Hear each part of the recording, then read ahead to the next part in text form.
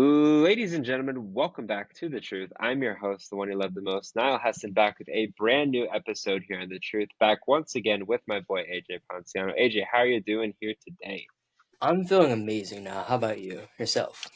I'm doing great as well. We just did the quarterback sleeper show, and now we are moving on to running back sleepers and bus. I forgot bus. I mean, we always start with bus anyways, so how would I forget them? But yes, we're moving on to running backs today. We got three bus individually, even though we collectively agreed on a couple together. We're only going to do three each, so we'll have six total, six bus, six sleepers, and a very interesting position in running back. So without further ado, why don't you go ahead and give me your first running back bus?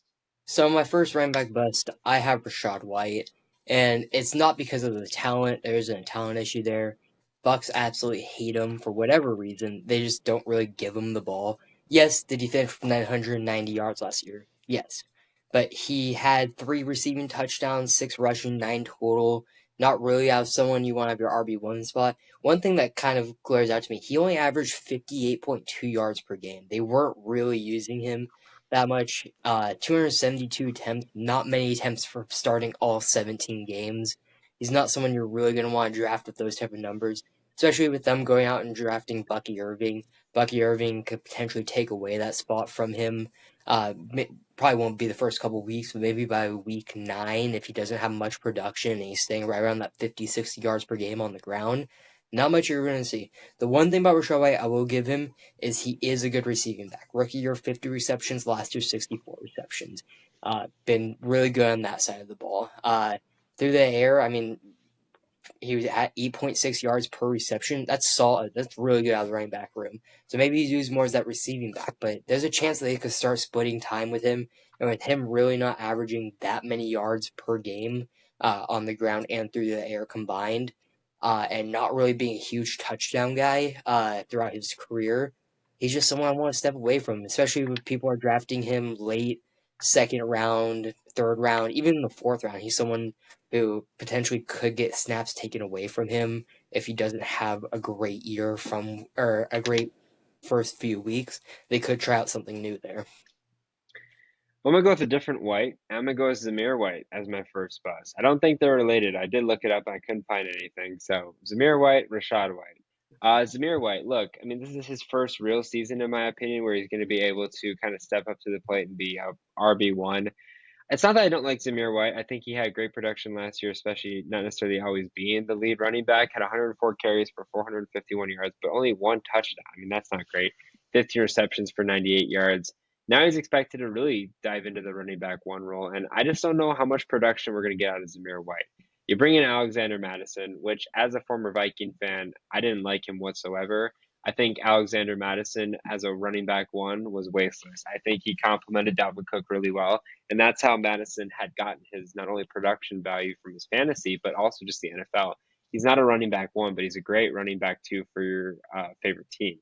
So I'm avoiding him as far as just fantasy options, but because he complements or he complemented Dalvin Cook well, and now will complement Zamir White well, in my opinion, it kind of hinders Zamir White's production because Madison's a guy that can get in there for a couple drives and take away some of Zamir White's carries.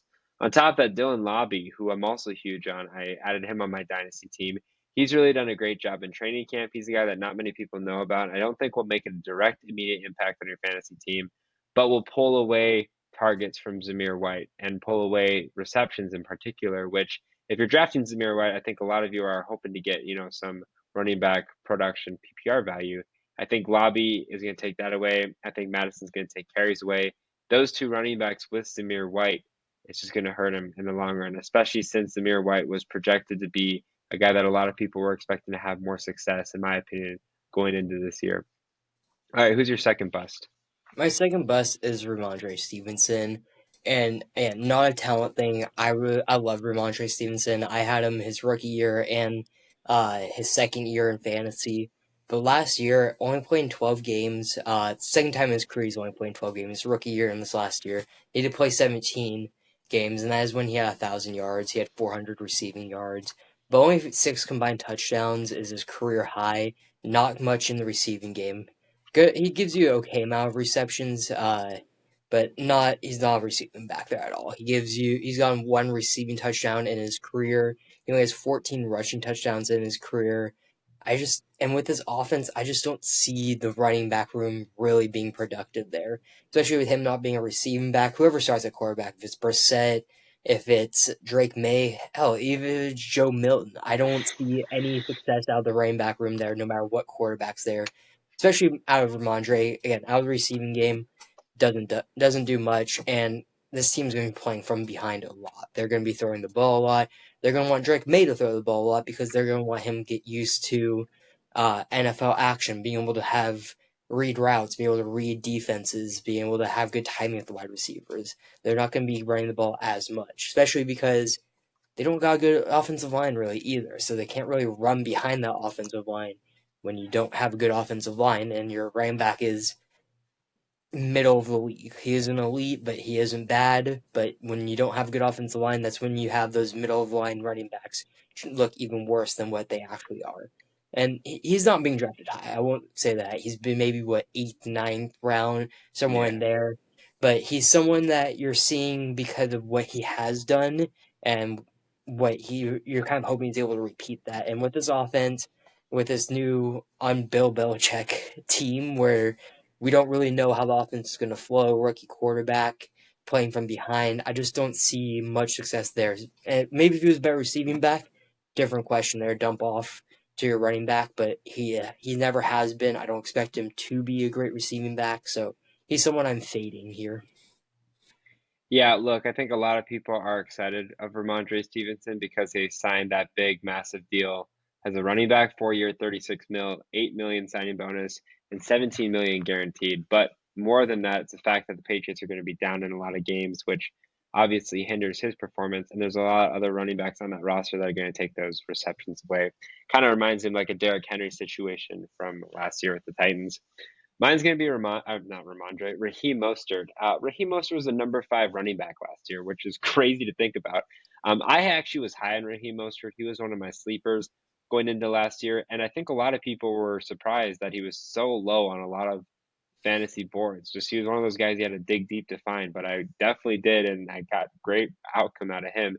But look, this was kind of a rare year for him. The fact that he wasn't injured, really. I mean, yeah, he missed a couple of games, but he wasn't like necessarily like completely gone. It was more of him balancing time with Achan, and it was really high. Right, he gets 6 points one week, 34 the next, and never really found a steady ground week in and week out. And those guys are always scary, and that's why I don't look at average points because those could be so fluctuating. But now Raheem's going into another year deeper into his career, and they bring in Jalen Wright, who I think is going to have more of an impact. It's one of those situations again, like the Raiders, for example, where there's like 3 running backs that are all going to kind of dip in the fire and get carries, and that's just a tough situation to be in for a guy like Raheem Mostert, especially since he was the number 5 running back last year. A lot of people are going to expect the same production. A lot of people are going to say, "Hey, his ADP is so high." But you can't always look at ADP because ADP can often be deceiving. And I think his ADP is way too high to be drafted in the position that he's drafted, especially since you can never really bank on a fully healthy season other than this year relatively with Raheem. And you bring in Jalen Wright and Davon Achane, who's already had a tremendous jump in his rookie year. I think it's just too many mouths to feed at the running back position there in Miami. Okay, and then your final running back bust. Yeah, before I get my last one, I will say also I was right there with Raheem. I don't think he's gonna have a good year. I don't think a lot of people realize the reason why he had so many fantasy points. He had 20 touchdowns on the ground last year. Yeah, it He was led the ridiculous. NFL. I don't It's like an expect. outlier. That's what I'm saying about fluctuating. Yeah, One week you're going to get 6 points, the next you're going to get 40 because he had like 6 touchdowns. I think yeah, back to that Denver game because he, when him yeah, and Denver A-Chain game. combined for like 100. Yeah, exactly. And you look at the last time running back had 20 touchdowns. It was Jamal Williams. That next year he went to the Saints and he had one on the like final offensive play when they rushed him Trust down. me, I know because I was high on him with Kamara. I believe that was the year Kamara was suspended or injured or something. Yeah, It was last year. yeah. Yeah. But my last guy, I have Austin Eckler, and it's just been I wouldn't say a steady decline, but he just fell off It this was a past big year. decline. Yeah, he went from having 1,600, 1,500, only 900 in 2020, but he also missed 6 games there or 7 games, and 1,500 to 1,000 yards. He did have a good amount of receptions. I will give him that. He had 51 receptions, 400 through receiving, 600 on the ground there, but I only had 179 rush attempts. he really only had that huge week one. I drafted him in fantasy last year, and he had that huge week one. He got me 30 points. It got me hyped. I was like, oh, Austin Eckler, he's back. But Yeah. Eckler's now going to be a year older, coming to the Commanders, who's much worse. He is 20, just turned 29 a couple months ago, so he won't be into his age 30 season, which is where you mainly see that decline out of running backs as of recent. But he's also already kind of said that he's not himself in a way. He doesn't expect him to be that RB1, mainly because they got Brian Robinson Jr., who's going into his third year. I was high on Brian Robinson Jr. His rookie year before he got shot. Missed some time there, but last year had a solid year with Commanders' offensive line. I mean, wasn't the best, but and Sam Howell was the quarterback, but Eckler, he could be all right, but I don't expect him to do it. I think he'll be a good receiving back. I don't see him getting that many touches on the ground. I think Robinson Jr. is more of that better rushing back, and Eckler is more of that third down receiving back, try to spread out the offense. And also, if Jane Daniels there, he's going to take away a lot of that rushing attempts and schemed up rushing plays away from someone like Eckler, who is getting older. They have a younger running back on the roster. They got a mobile quarterback, just kind of doesn't really add up to Eckler. Maybe he's a good receiving option there in that offense, but again, he's not going to have the volume. That's the big thing. He's not going to have the volume needed with the Chargers. Chargers, he was that number one option. He was wide receiver two, basically, behind Keenan Allen there, but he was RB1 at the same time, getting all those touches. I just don't see him having anywhere near that volume, especially with him getting older, rushing quarterback, a much younger running back that they want to still develop. So my final bust is going to be John DeAndre Swift. He was the 20th position ranked running back last year. I mean, I like him as a player, but I guess teams just don't. I mean, yeah, with Detroit, his career kind of fizzled out there. They ended up trading him and got Jahmyr Gibbs. Then with Philadelphia, there was a lot more optimism because hey, he was on a really great offense with Jalen Hurts, and again, they seemed to just give him way for a bag of potato chips. Like they just didn't use him, and they didn't really care. And when they used him, it wasn't as efficient as a lot of people were expecting. I think more of the touchdown aspect because he had 229 carries for just 1,000 yards, had only 39 receptions for 214 yards and one touchdown, but the six combined touchdowns was disappointing. I think a lot of that obviously was the fact that Jalen Hurts had 15, and probably 10 of them was by the tush push, which does give away to DeAndre Swift. But now he goes into a situation in Chicago where there's a lot of running back options. I mean, you have Khalil Herbert, DeAndre Swift. You also have Roshan Johnson, who I love. I thought he was a great running back out of Texas. There's again a lot of mouths to feed, and DeAndre Swift seems to be one of those guys that I don't want to compare him to Dalvin Cook because I don't think they're necessarily the same skill set. But I mean, a guy that was once it seemed like a star in this case for the Lions goes to a different team, doesn't work, goes to another different team, and he's completely out of the picture. So I think a lot of people are drafting him too high. I think that especially with Caleb Williams at the quarterback position, it's different than having Justin Fields or any other Bears quarterback, and I think it's one of those guys that you definitely should avoid as much as possible. All right, go ahead and give me your running back sleepers. So Give me your first. my first Not all one, three. I have J.K. Dobbins, and the reason I have J.K., I get it. He's had two injuries now, two leg injuries. Last one was Achilles injury, which he was rehabbing with Aaron Rodgers. But J.K. Dobbins has been impressing guys at camp. I think people forget how good J.K. was before the injuries, how good he was in college. Granted, he did have a pretty big injury in college as well, so there is some question marks there. But he's going almost undrafted. Guys are drafting Gus Edwards before him later on. I'd rather take that risk with J.K. Dobbins. He has such a better skill set, in my opinion. Never been the best receiving back. His only really healthy year was his rookie year in Baltimore, and even in Baltimore, he only had one start there in the 15 games, but he still had 800 yards, 9 rushing touchdowns, no receiving touchdowns, 120 receiving yards. So never hit to that 1,000 yard mark. But the next 2 years injury riddled. Only played in 8 games. Only played in one game last year before the injury. He actually only had one rush attempt in that first game last year before he got injured. And you Yeah. know what? That rush attempt was a touchdown. So if that says anything about it. But his thing is just volume. He hasn't had a lot of volume the last few years. He's been injured. So there's question marks about that, but he has the upside there. There is no clear running back one there with the Chargers. And if Dobbins is able to live out what he could have been, or at least be 80% of what people expected him to be in Baltimore going over to the Chargers, that could really boost his fantasy stock. I think that again, he's someone who's not being drafted, really ever, or if he is, he's 14th round guy. He's someone you're just kind of throwing in the back of your bench, hoping he can stay healthy. But if he's healthy, I could see him taking over Gus Edwards as a RB1. I think he's slotting there as the RB1 right now, and they're trying to replace someone like Eckler. I mean, will J.K. have 100 receptions? I don't think so, but if he's able to get you 1,100 combined yards with 8 touchdowns as your 14th round pick, that's someone I'm willing to take that roster spot. I'm able to take him for that roster spot, be able to take that risk. So my first sleeper is going to be Chase Brown. I know I told you before the show it was Zach Moss. I didn't mean to say Zach Moss earlier. So if you want to talk about Zach Moss, we can. I meant to say Chase Brown, but it's hard to get those two mixed up because they're both like two peas in a pod now in Cincinnati as far as running backs are concerned. But I am favoring Chase Brown more than I'm favoring Zach Moss. Now, Zach Moss, with Jonathan Taylor with his contract stuff and then a couple injuries, I mean, he filled in the role very nicely. He is injury prone, but I think all our running backs are injury prone.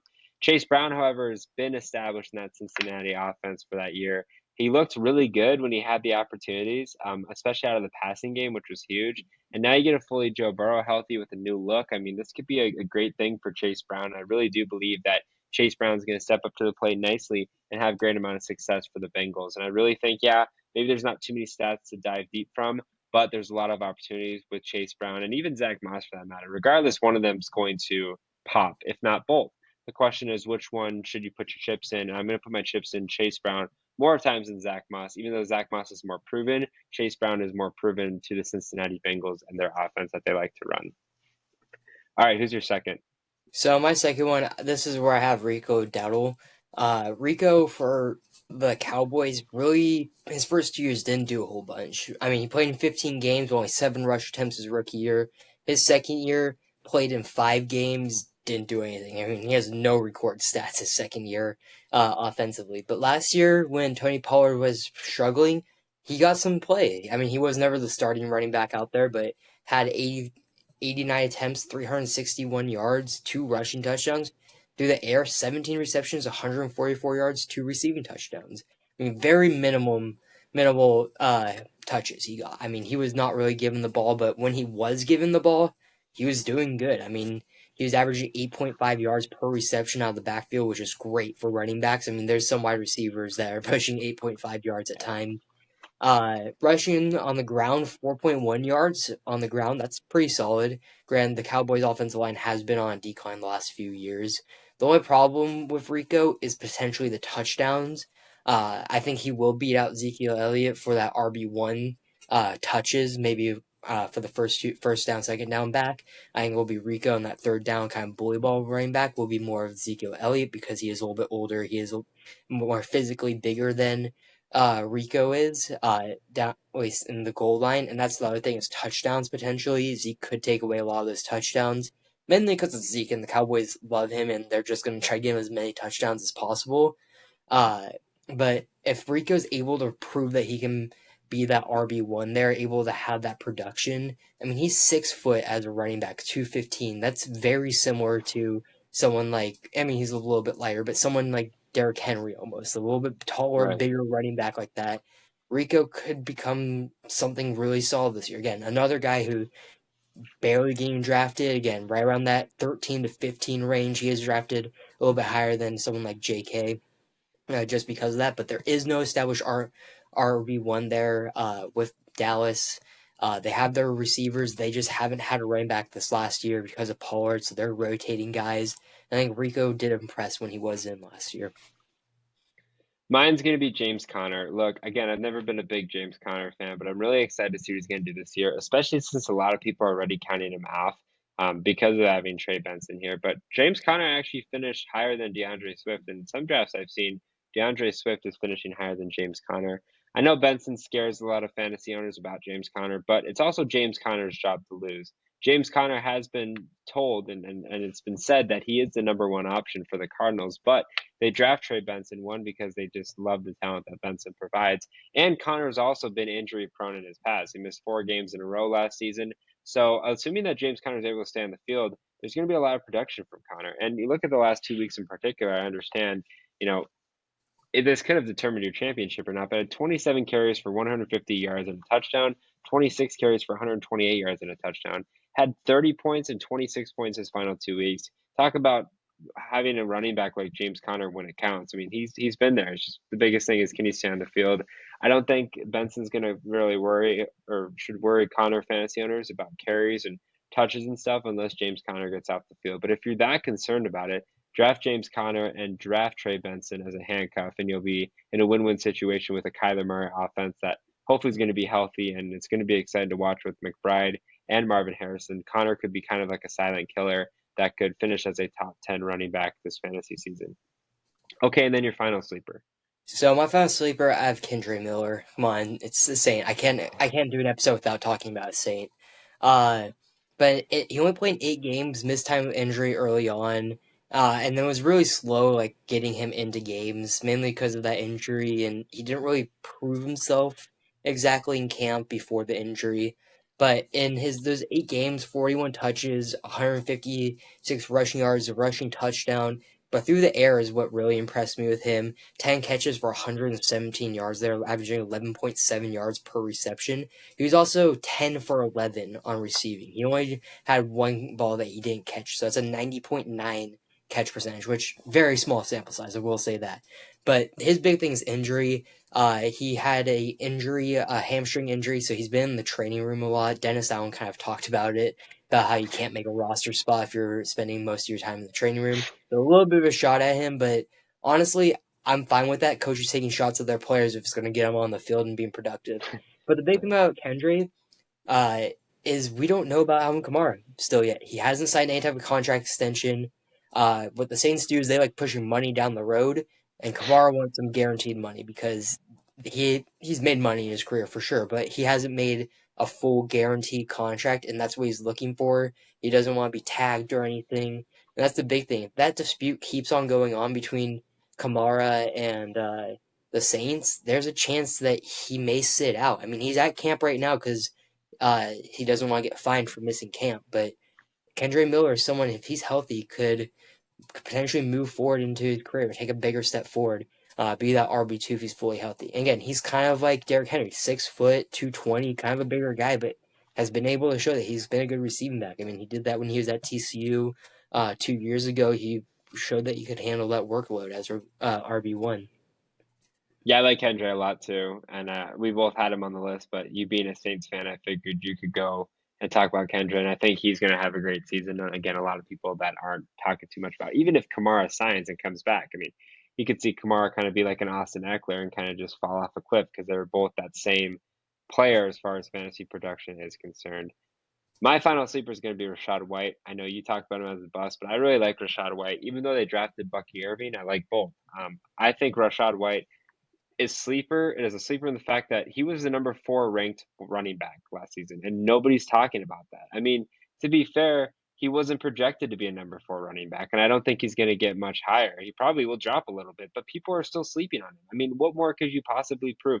You asked the first question of, can he stay on the field? Yes, he stayed on the field. Has he developed a relationship with Baker Mayfield? Yes. What more is there not to like about Rashad White? Had 64 receptions for 549 yards and 3 touchdowns. Had 9 touchdowns and finished as a 4th position ranked running back. If he could get even more, he would jump into the top 3. And to be fair, you have Christian McCaffrey, you got guys like Bijan Robinson, Brees Hall. It's going to be a tough hill to swallow, and a tough hill to climb. But Rashad White definitely got the capabilities. Even though he finishes the running back 4 and probably won't finish higher, he's still going to be a top 10 running back. And again, he's got tremendous value for where he's being selected. And I would be lucky to have Rashad White in as many rosters as I can, even with the addition of Bucky Irving. Thank you guys for listening to another episode here on The Truth. If you guys did enjoy it, make sure you follow The Truth on Twitter, The Truth, as one to stay up to date with the latest information regarding The Truth, including podcast dates, podcast uploads, and other important information you don't want to miss. Make sure you guys also follow The Truth on Instagram and TikTok at the.tt.truth. Are you looking for a drink that offers peak hydration?